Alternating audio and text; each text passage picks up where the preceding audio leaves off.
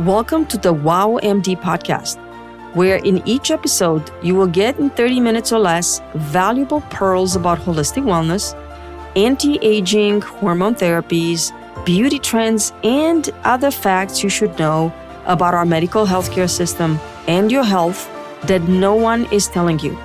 My name is Dr. Mirala Chernayanu. I am a conventional board-certified OBGYN physician who, after the loss of my father due to a careless and uncaring medical team, decided to retrain and seek certification in anti-aging and restorative therapies. What I know, I am happy to share with you. Hello, listener, and welcome to part 2 of the Botox breakdown with Meghan Morrissette. In the last episode, we covered the science of Botox, how safe it is, and different actions on the face muscles. We mentioned that there are different brands.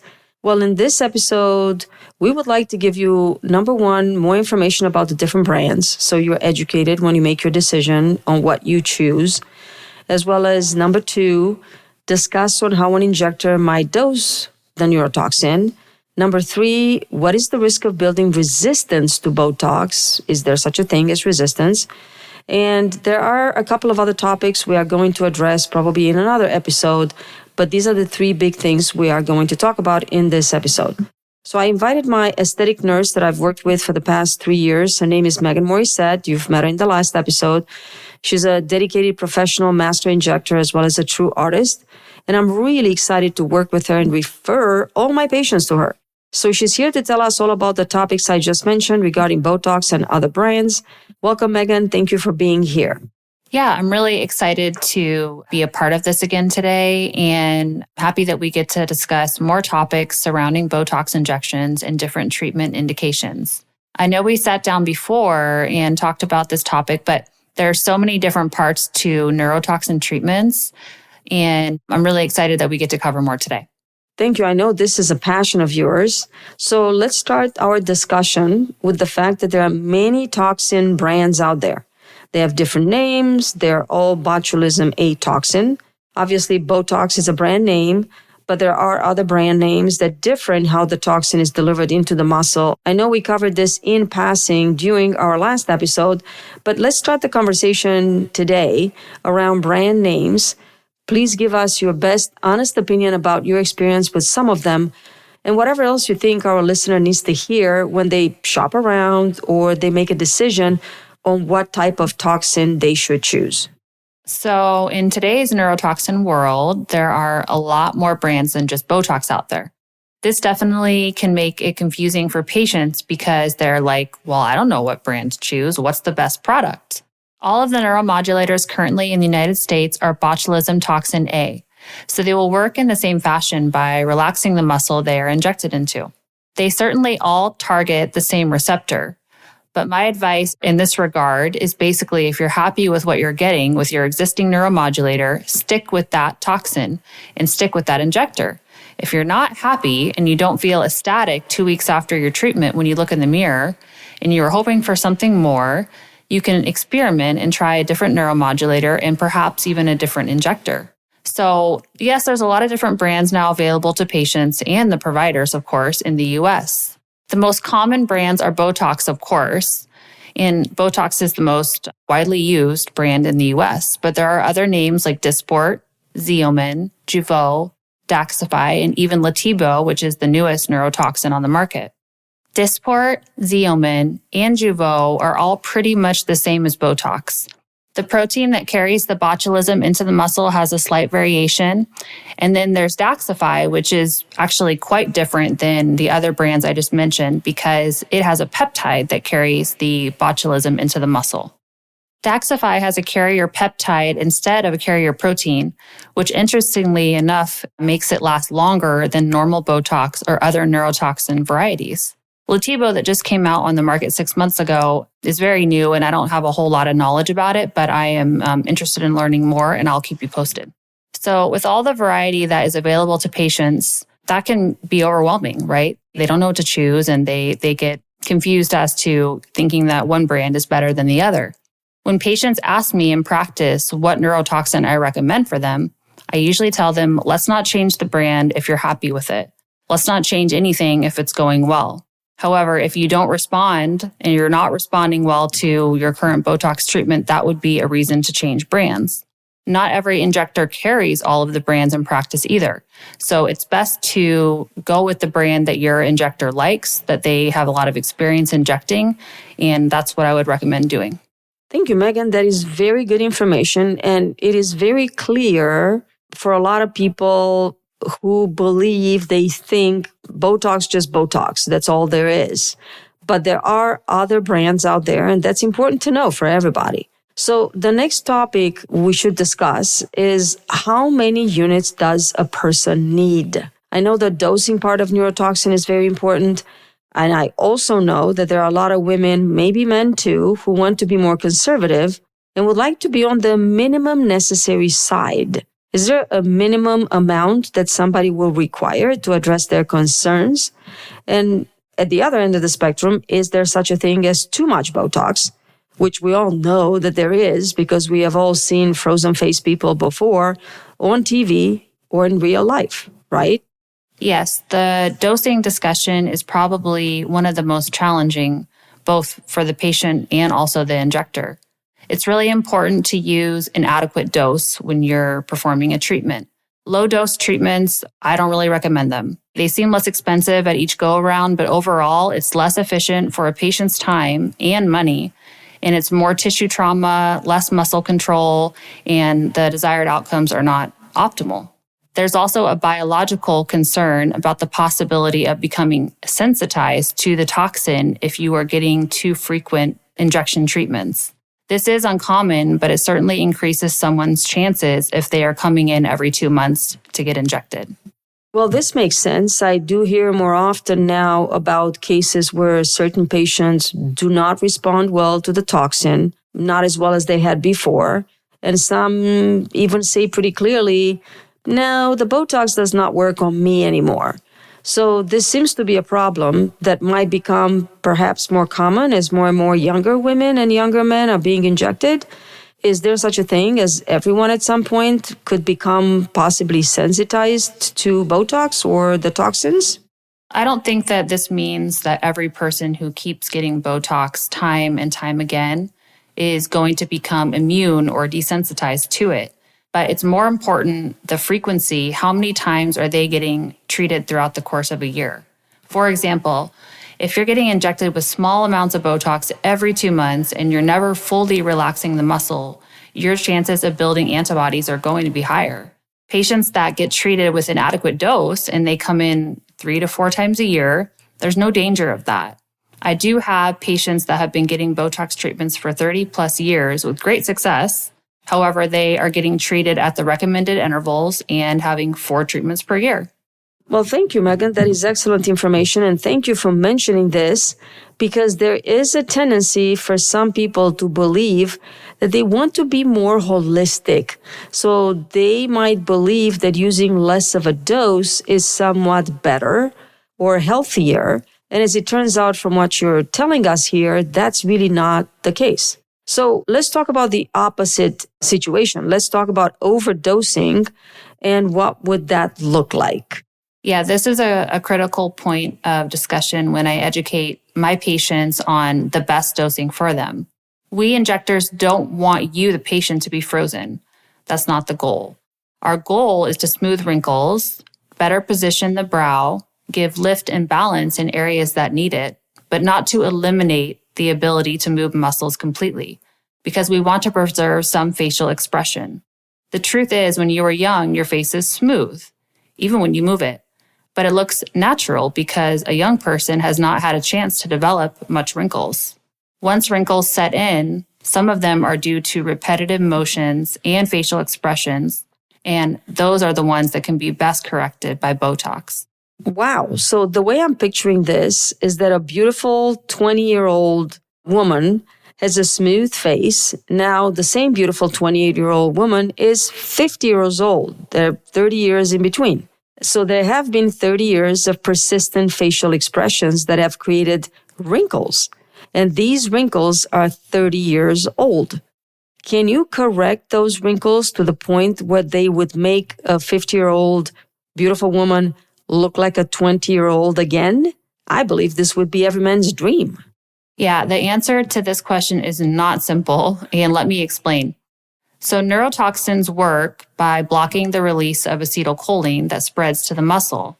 This is why placement and dose need to be very specific so that a great injector is able to eliminate the wrinkles to the greatest extent possible. Another point, and one that I like to educate patients on, is that Botox treats dynamic wrinkles, ones that are a result of muscle in motion. Botox would not be the best solution for static wrinkles, the ones that are deep grooves in the skin and are apparent at rest. Many patients over a certain age have significant static wrinkles on top of the dynamic muscle motion wrinkles. Static wrinkles require treatment of the skin itself. Energy-based treatments like lasers or a peel work great. So again, to go back, my goal for a patient is always to minimize wrinkles that are obvious during animation. Unfortunately, there are people who become a little obsessed with having no motion whatsoever, but that does not give them a natural look and is not the goal of getting Botox. Meghan, I absolutely love how you made the distinction between static wrinkles and dynamic wrinkles, because a lot of our listeners probably do not know the difference. And that is a crucial thing to look at when you look at yourself in the mirror and you see the wrinkles. Some of them are more pronounced with facial expressions. Those are dynamic wrinkles. Those are the ones that can be corrected by Botox. And then the ones that are obvious when you do not move your face, when your face is at rest, those are static wrinkles. Those are the ones that are not likely going to be improved by Botox. And this is important to know because it needs to be something all the patients should be aware of, because it sets the expectations for what can and cannot be corrected with a neurotoxin treatment. So what do you think would be the best treatment to address static wrinkles? I know this is a little bit off topic for the neurotoxin discussion we're having today, but then let's discuss if we do any static wrinkle treatments like lasers or peels, how do these tie into the neurotoxin treatment and how do we time them? And can they be done at the same time? Yes, that's such a good point because a lot of patients that I see have static wrinkles and they want to know what they can do to improve them and even get rid of the static wrinkles. And that's where lasers and peels come in. Lasers, more so than peels, especially the resurfacing lasers, can remove several layers of skin to help smooth down those wrinkles that are there at rest. What neurotoxins do not do or address is also the texture of your skin, the crepiness of the skin, pore size, hydration status of the skin, pigmentation. That's all what lasers are great for. Peels also work in a similar fashion as lasers because they remove the top layers of the skin and help smooth and improve texture and fine lines, but they're not quite as powerful as using lasers. So again, peels and lasers are great to address skin health, which by definition is the reason for the static wrinkles. They address so many different factors like skin redness, pigmentation, pore size, acne, fine lines, and deeper wrinkles. Neurotoxins are not going to change any of these facets of the skin. This is an excellent point and a very big distinction, and I'm glad you're making it so that our listeners now can understand and decide for themselves what is the best treatment that they should pursue. However, you don't really need to look in a mirror and agonize a long time over the decision of what treatment to get. You can come in for a free consultation. And I would love for all of you, my dedicated listeners, if you're local in Southern California, to come and meet and have a consultation with Meghan. All our aesthetic consultations are free. I absolutely guarantee you're going to love getting to know Meghan. Thank you so much. I really appreciate you saying that. And I hope I get to meet many of you out there that are listening to this podcast. Going back to what we just discussed about neurotoxins treating different things than lasers and peels do, I also want to make a point that if you, the patient, asked me which treatment is better for you, 9 times out of 10, my answer will be combination therapy is what I recommend. So what I mean by that is all patients who are aging and who want to delay the inevitable process of aging will need Botox. They may need some filler if they have volume loss. And they're also going to need lasers to address skin texture and quality, sun damage, pores, etc. So for someone that really needs combination therapy, and many of us probably do, what do you think is the first step? Is that Botox? Is it perhaps a filler injection or maybe a laser? What are the top things that you're looking for when you advise a client on a treatment plan, and where should they start? This is also a really great question. And this goes back to my response a couple podcasts ago about how nothing is a cookie cutter approach for everyone. Different people need different things, and I might start with a laser first and follow it with Botox or vice versa. This depends on the client's expectations, their time frame, what's their work schedule like, what's their allowable downtime, and what's their budget. I am so glad you're mentioning budget, because I have a feeling a lot of men and women think Botox or any other tox treatment is actually one of the cheapest treatments in aesthetics. However, in my opinion, and presumably in yours as well, Botox is not long-lasting, and it's required to be injected on a regular basis. So if you think about the cost of 60 units of Botox at, let's say, $14 a unit, and that's pretty much standard or average price for our area that we're in, then you're looking at like $800 to $900 per treatment. And if you need 3 to 4 treatments a year, that's $2,500 to $3,500 a year. Now, what do you think about this, and how would you advise your clients when you talk to them about a treatment plan? So what I tell patients when I'm educating them about what treatment to have first, how to spend their money, I like to remind them that Botox treats the muscle, corrects the muscle movement, but it wears off at 4 months and they go right back to baseline. After considerable Botox treatments on certain muscle areas, some patients might not require as many units as they needed before because the muscle may atrophy a bit. But that's not the case for everyone. And they might be able to save a little money on future treatments, but that's also rare. So in contrast, laser treatments, especially fractional lasers, which are cumulative, meaning they build on each other, the skin will get better and better each time. And they're not going back to baseline. I really love that you point out the difference between getting neurotoxin all the time, whereas you're just getting a laser package and then you come in once a year to get a refresher. I believe in the beauty of energy, and I personally love lasers. And I just recently got Botox, as some of you might have heard in the previous episode. But I've tried every single laser I have in my practice. And I got to say, I believe in correcting the texture, the pigmentation, the sun damage, and the deeper wrinkles with laser. And I love that personally much more than I love Botox. But again, this is Meghan, might have a different opinion. Now, if you had a consultation with someone and you made a treatment plan, including Botox or other form of injectable toxin, as well as a laser treatment, would you do them together? Which one would you do first? Or if a person recently had an injectable toxin with someone else and they're coming into you for a laser, when is it safe for them to get treated with the laser after Botox? I always recommend doing the laser first if the patient wants to get treated on the same day as the neurotoxin, of course. So you always want to treat with heat first, and then you can do the Botox right after. However, if it's like an aggressive fractional laser and they are wanting to combine that with neurotoxin, I usually will have them wait 2, maybe even 3 weeks after that laser treatment, and then have them come back in and get the Botox after the skin has healed.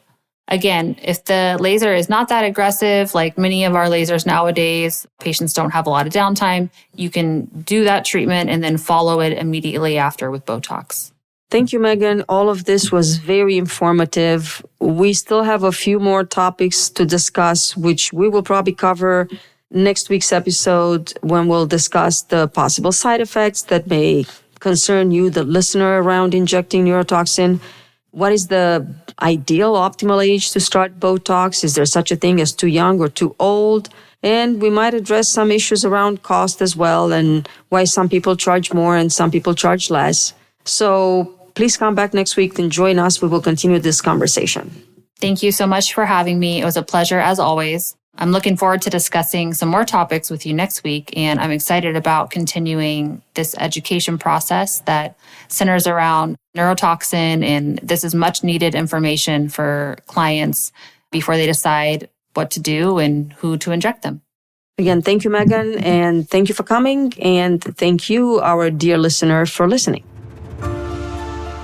Thank you for trusting me with your time, and thank you for listening to today's episode. If the content I provided wowed you, was helpful and valuable to either you or someone close to you, please do me a favor and leave me a review.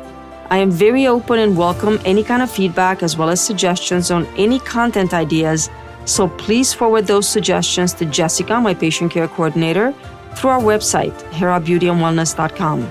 And I look forward to our time together next episode.